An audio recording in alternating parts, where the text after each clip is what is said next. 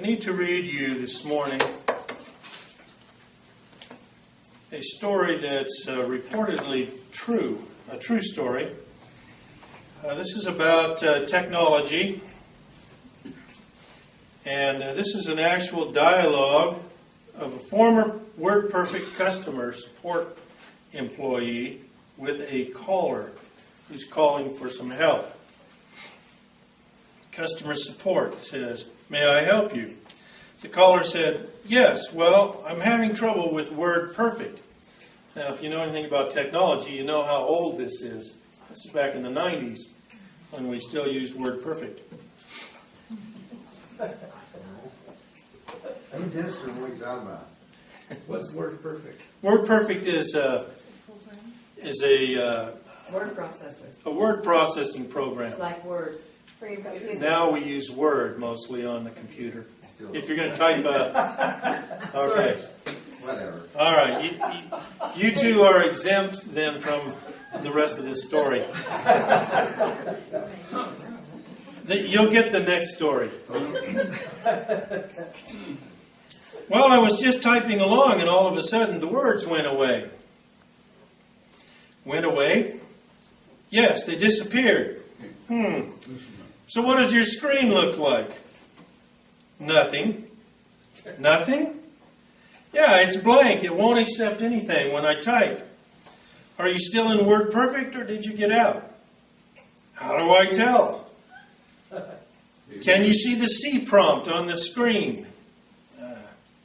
C prompt. What's a C prompt? Never mind. Can you move the cursor around on the screen? There isn't any cursor, I told you. It won't accept anything I type. Does your monitor have a power indicator? What's a monitor? It's the thing with the screen on it that looks like a TV. Does it have a little light that tells you when it's on? I don't know. Well then, look on the back of your monitor and find where the power cord goes into it. Can you see that? Yes, I think I can. Great. Follow the cord to the plug and tell me if it's plugged into the wall. Yes, it is. All right. When you were behind the monitor, did you notice that there were two cables plugged into the back of it, not just one? No? Well, there are. I need you to look back there again and find the other cable. Okay, here it is. All right, follow it for me and tell me if it's plugged securely into the back of your computer. I can't reach. Well, can you see if it is? No. Even if maybe you put your knee on something and lean way over. Oh, it's not because it's dark. I'm sorry, it's not because I don't have the right angle. It's because it's dark. Dark? Yes, the office light is off. And the only light I have is coming in from the window. Well, turn on the office light then. I can't. No? Why not? Because there's a power outage. A power outage? Ah. Okay, we've got it licked now. Do you still have the boxes and the manuals and the packing stuff your computer came in? Well, yes, I keep them in the closet. Good. Go get them and unplug your system and pack it up just like it was when you got it. Then take it back to the store you bought it from. Really? Is it that bad? Yes, I'm afraid it is. Well, all right then. I suppose, what do I tell them? Tell them you're too stupid to own a computer.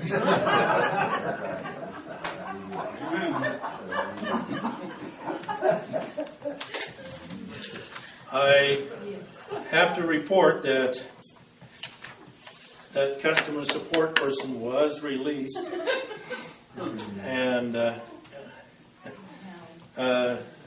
but we get frustrated on our jobs sometimes. For example, the policeman stops a driver and asks, "Why didn't you slow down and stop at the stop sign?" The driver says, "Slow down? Stop? What's the difference?" Policeman gets very angry, starts hitting the car with his nightstick. "Do you want me to stop or to slow down?"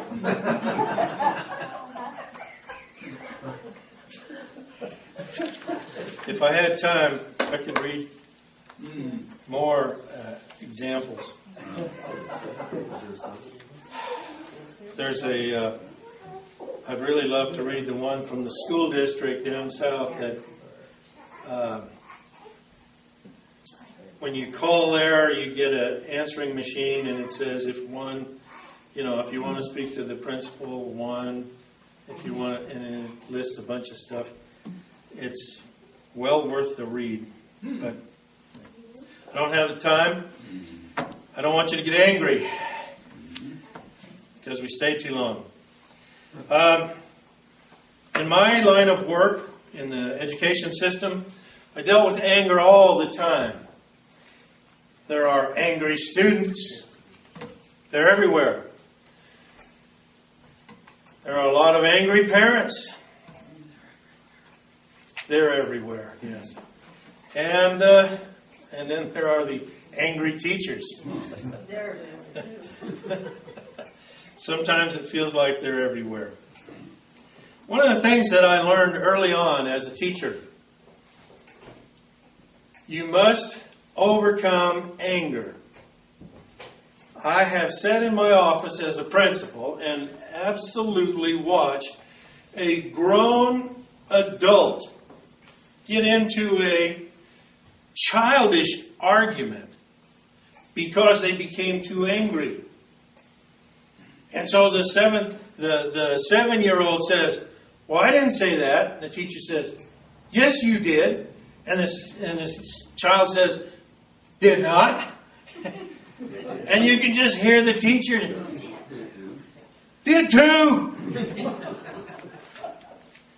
And there were times when I could hardly keep a straight face. I'm serious. People, when anger takes over, you've already lost the discussion. You've lost the argument. You've lost the debate. And when you're a teacher, if you get angry, once you get angry, you've lost the class. At that point, they tune you out. Or they bait you. See how angry they can get you. You all had teachers who got mad. You know how that works. See if you can get their face to explode.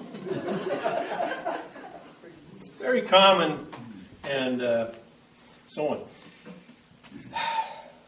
Well, today we're going to learn that anger is a sin. Turns out. Now, after living for all these years, I thought anger was a legitimate emotion. In my studies this week, I learned that anger is a sin. It's not a legitimate emotion. Let's look at a couple of verses. For the sake of time, don't try to look these up. We're going to jump into John here in a few minutes. And so just listen at this point. James 1:20 tells us, "The anger of man does not achieve the righteousness of God." There is a thing called righteous indignation. Some of us, we like to think that we experience righteous indignation a lot. And what we're actually experiencing is anger. Anger. Jesus demonstrated righteous indignation. Righteous indignation is when you are upset on behalf of someone else.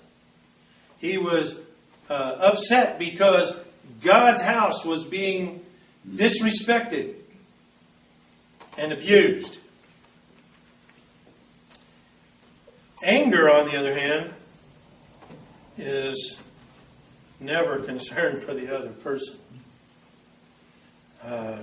Galatians 5:19 says, Now the works of the flesh are obvious: sexual immorality, impurity, promiscuity, idolatry, sorcery, enmities, strife, jealousy, outbursts of anger, disputes, dissensions, factions, envying, drunkenness, carousing, and things like these, of which I forewarn you, just as I have forewarned you, that those who practice such things will not inherit the kingdom of God.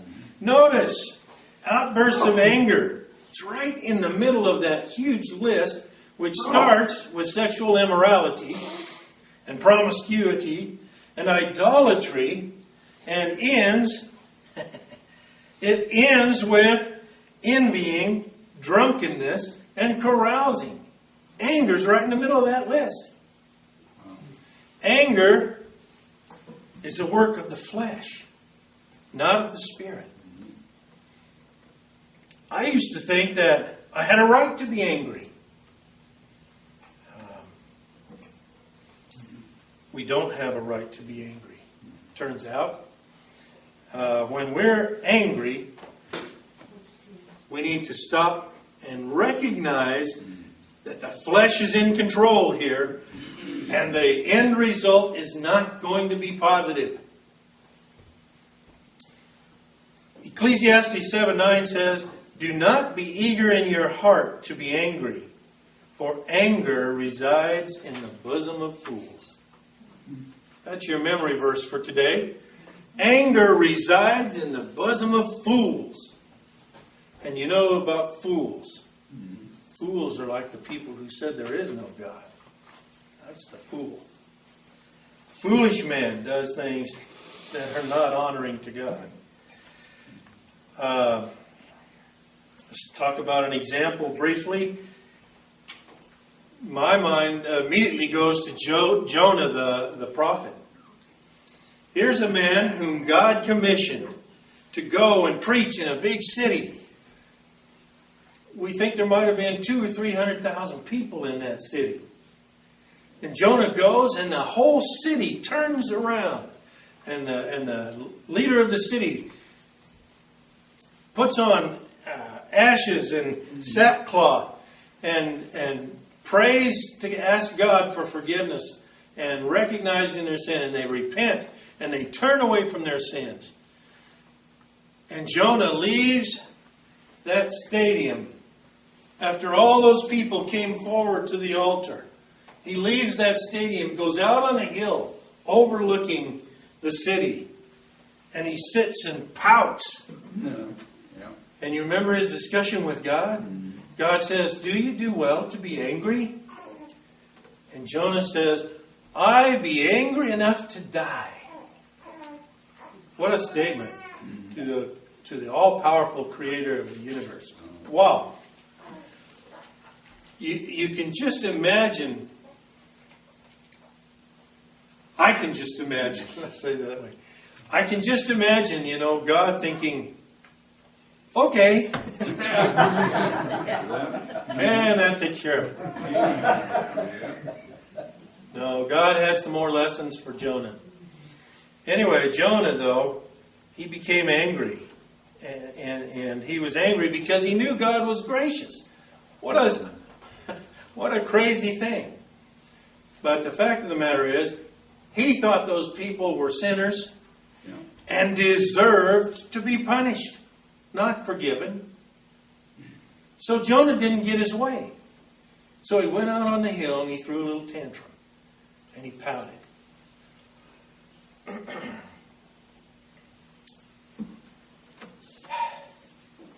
Colossians 3:8. "But now you also put them all aside: anger, wrath, malice, slander, and abusive language from out of your mouth." Paul tells us, get that out of your life. All of it.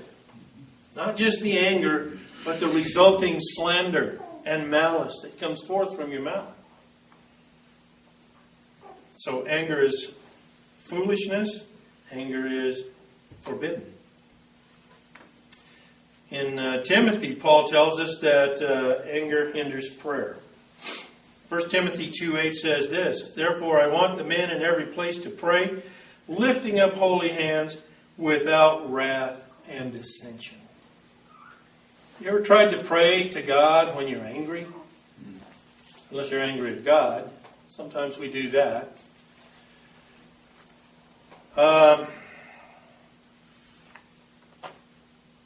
Doesn't work very well. You know, you've just blown a gasket. You just had a rant. And so now we all come to sit around the table and we're going to say grace. Huh? No. When I do that, I always make the kid pray. I can't pray. You can't pray when you're angry like that. You know, you see, secretly inside, you know that you're in sin. That the flesh is in control. You're not allowing the Spirit of God to be in control. And so prayer is hindered by anger. And our final verse that we're going to look at today, we could go on and on, by the way. I'll do that sometime just for fun. But anger leads to sin. Anger leads to sin. Proverbs 29:22 says, "An angry man stirreth up strife, and a furious man aboundeth in transgression."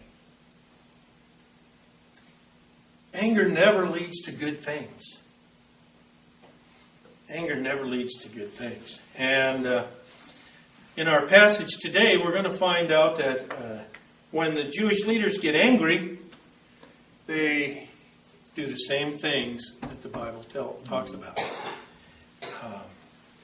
Let's look at John chapter 7, and we'll look at 45 through 52.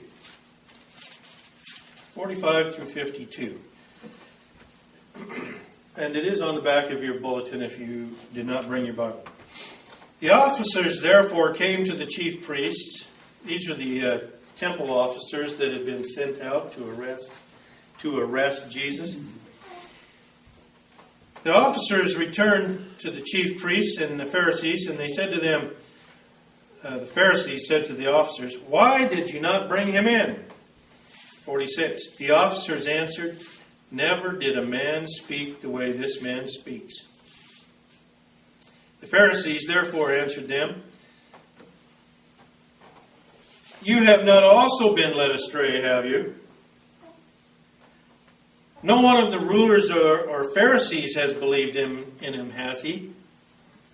But this multitude, which does not know the law, is accursed." Nicodemus said to them, "He who came to him before, being one of them, our law does not judge a man unless it first hears from him and knows what he is doing, does it?" They answered and said to him, "You are not also from Galilee, are you? Search and see that no prophet arises from Galilee." Search and see for yourself. So we've talked about anger, and we've determined that from the Scriptures, anger is sin. Now let's look at some examples of anger. First off, the temple police are recipients of the anger from the Jewish leaders. Verses 45 through 48. The Jewish leaders sent the temple police out to arrest Jesus and bring him in. They're wanting to move forward with their prosecution. The temple police come back and they don't have him. And you can just picture the Jewish leaders and their frustration. Where is he? Why didn't you bring him in? And the officer says, "Never has a man spoken like this man speaks." That must have went over well. The Pharisee said, "He hasn't gotten a hold of you, has he?" Okay, first off, the accusation. whoa, you sound like one of them. And so the first thing they do is they attack the temple police because they're frustrated, they're angry. The next thing they do in verse 49 is they demonstrate their disdain for the crowd. The multitude which does not know the law is accursed.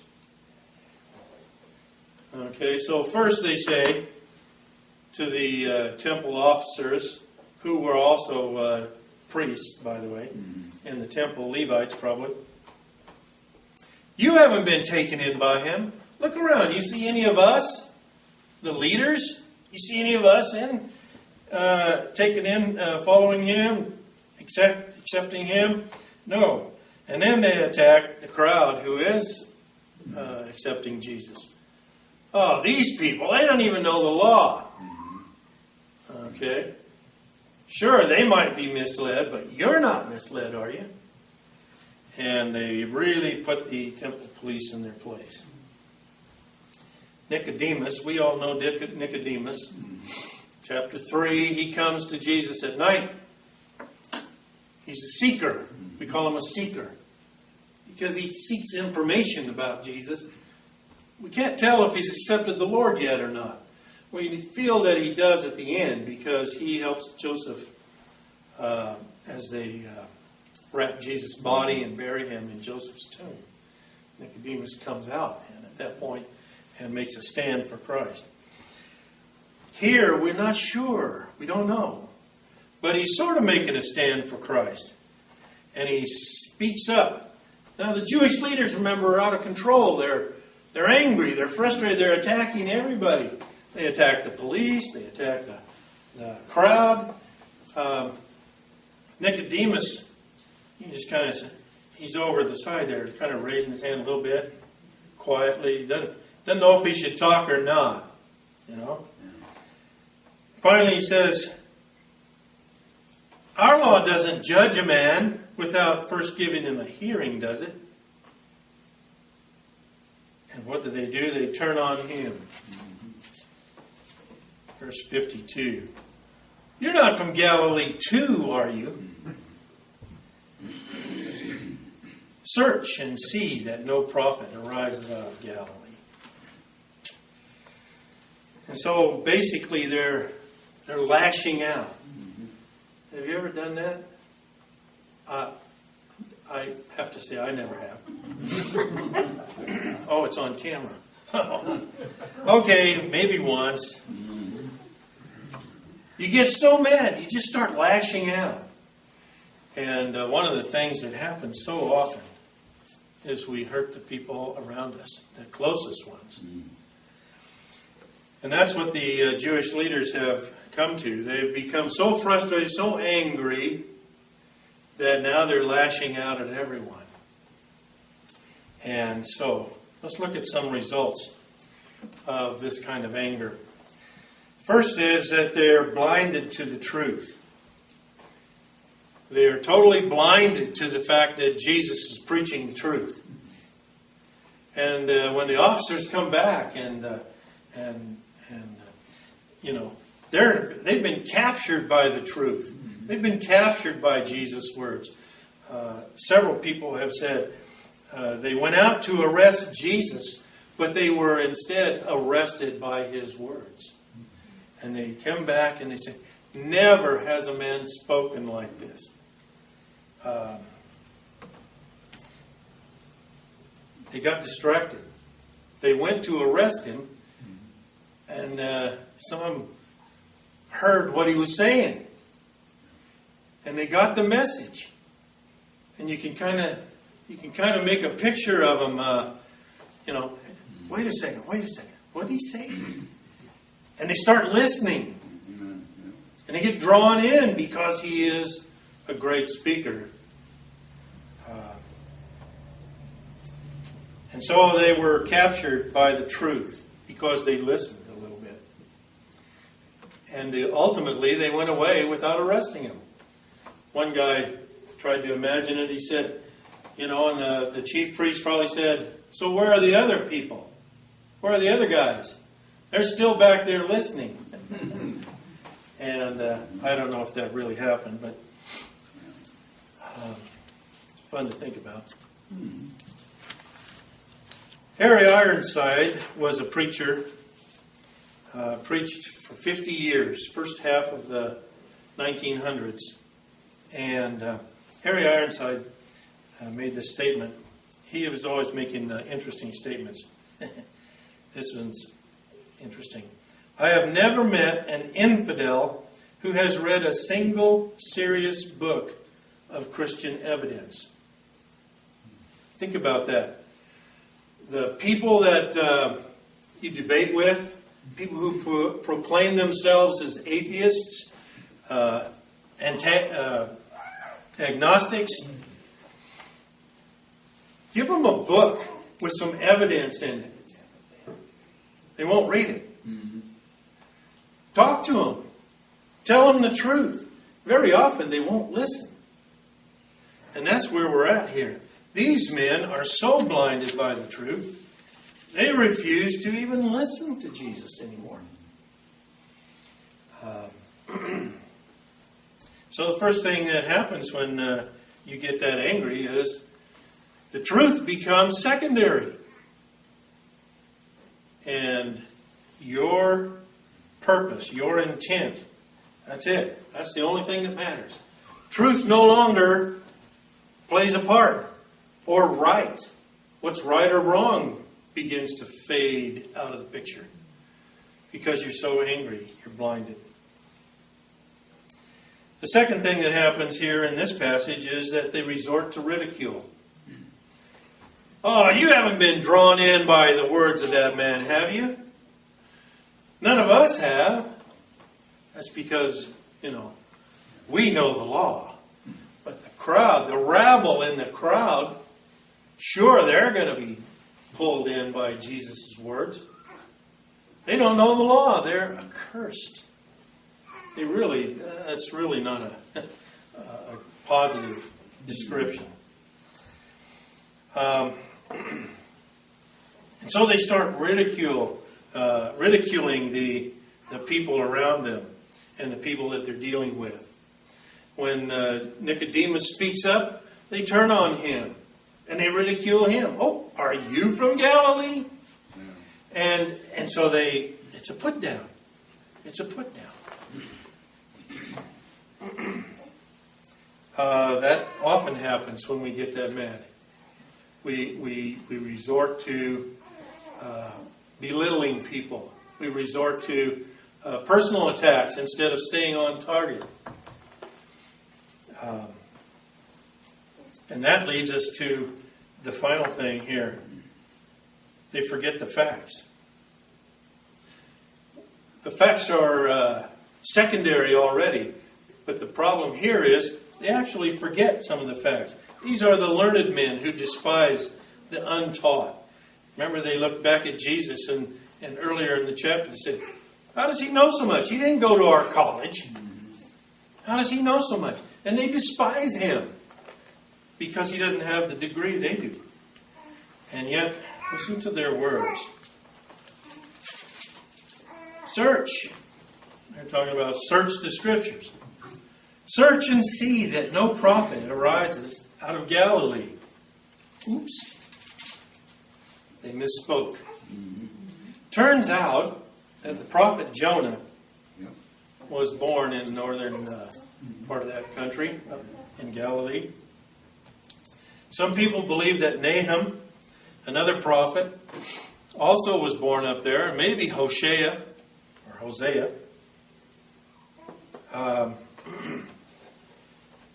And so, yes, there are some prophets that come from that area. Is the Messiah supposed to come from there? No, he comes from Bethlehem. But they've just gotten out of control. And so they're blinded. They resort to personal attacks. And when you get in that condition, your mind does not function well. And here they are saying things that are not even true. And thank goodness you and I never have those problems. As I meditated on this all week long, anger has been an issue with me. I know some of you probably saying, no, that's not possible. But it is, I have to confess. There have been times in my life that I have done damage to people around me. And now I look back and I really, I regret that. But you can't undo it. You cannot undo it.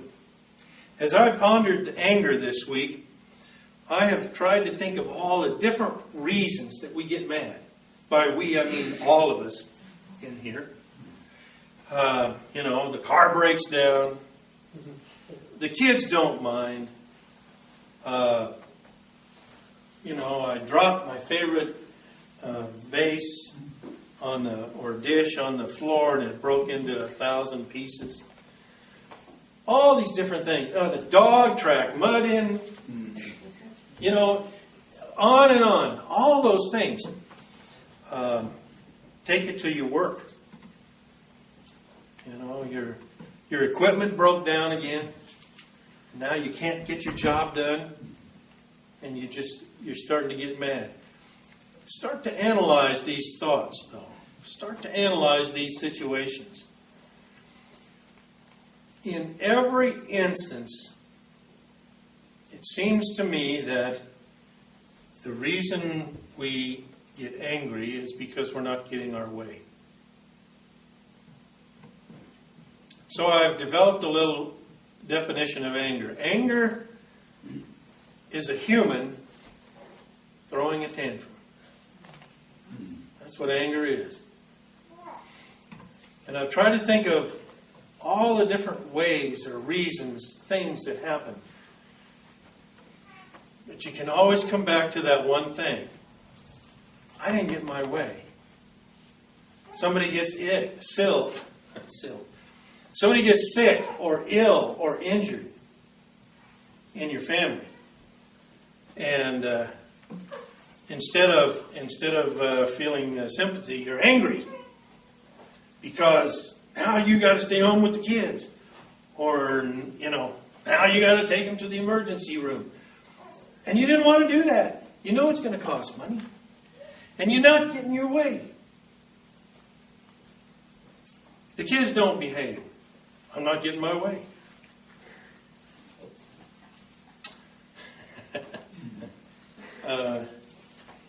Fender bender.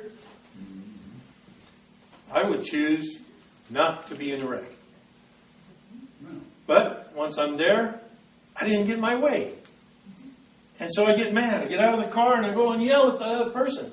Didn't you see me? I was right there. And we throw a fit. We throw a tantrum. And I tried to think of, what other reason. Is there a type of anger? Is there an anger incident where it's not me not getting my way? And I couldn't think of one. And so with that definition in mind, I decided that instead of getting angry, from now on, we have a mantra that we can use that will help us. Now, I guarantee that the next time you get upset, you'll think about this. Okay? You may or may not stop being angry, because once you're in the middle of it, it's hard to get control. Why? Because the flesh is in control, just like we said earlier. The mantra is this: not my way, but thy way. We've heard of my way or the highway, but this is my way or thy way. And we have to stop and say, not my way, but thy way. Whose way? God's way. Because He's not going to let anything happen to you, the believer, that's outside of His will. He won't let that happen. And so that's your mantra. Your verse of Scripture, Ecclesiastes 7:9. Anger resides in the bosom of fools. And your mantra for getting out of it is that little prayer, short prayer. Not my way, but thy way. Now I want you to know I tried this yesterday. And see, I'm not angry anymore.